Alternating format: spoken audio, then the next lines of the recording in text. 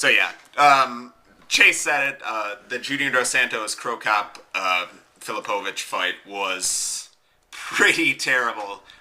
Both guys came out just. I thought this fight would end pretty soon. I thought Crow Cop would be the more technical striker. He'd go for a lot of leg kicks since Dos Santos didn't throw a lot of leg kicks and kind of work on the outside.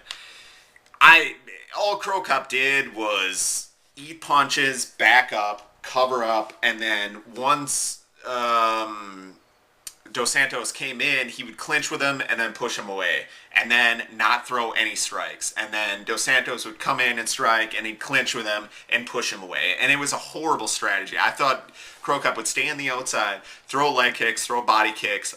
All he did was throw a couple of useless head kicks to try and scare Dos Santos away, but Dos Santos wasn't falling for it. He knew they weren't legitimate attempts at head kicks, and into the third, after mid-second, I was like, Dos Santos, he's on his way to easily winning a decision. I thought that he was going to do. Anticlimactic at the end of the third. He hit him with an uppercut, I think a right uppercut. Crow Cop backed away and said he just waved it off because he got hit in the eye and he was bleeding over his head, his left eye, right eye. So Crow Cop was done. He was more broken mentally than he was physically. So, I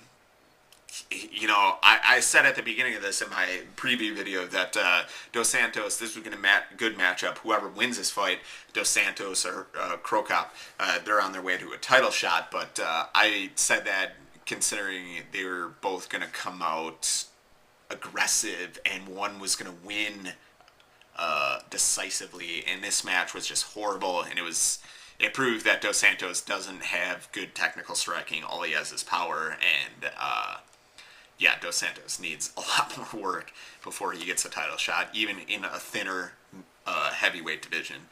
Rich Franklin, Vitor Belfort, pretty much the way I saw it going. I thought it would be a little more feeling out process, and a lot of feeling out in the first. I thought Vitor would catch him early in the second because he would gauge the distance well, but beginning of the first, he gauged the distance, went in, threw an uppercut, missed. Rich ducked. Belfort threw a huge overhand left, caught him behind the ear, dropped him. It looked like what finished him basically was a huge, like, I don't even know what to call that punch when you're going down and under and hitting somebody. Left hook, but it was under left hook / uppercut that caught Rich in the jaw, and then he finished him with right hands. Vitor Belfort's for real in 185. I mean, Franklin, who's really never been finished like that before. Belfort has speed and power, and he's a legitimate contender at 185. Like I said, his mind, I think, is right, especially training at Extreme Couture. Randy's his mentor, and he's got the mental game now, which is extremely dangerous for anybody that he fights. I'm saying, like, he's got the power, speed, he's got the ground game, and really, people want to talk about him coming overweight. He was fine, and he'll make 185 easily, and he will destroy people at 185. If you want to put him up against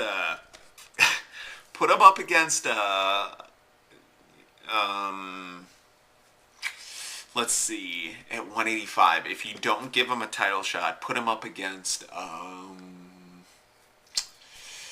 let's see. Well, Franklin is not at 185 anymore.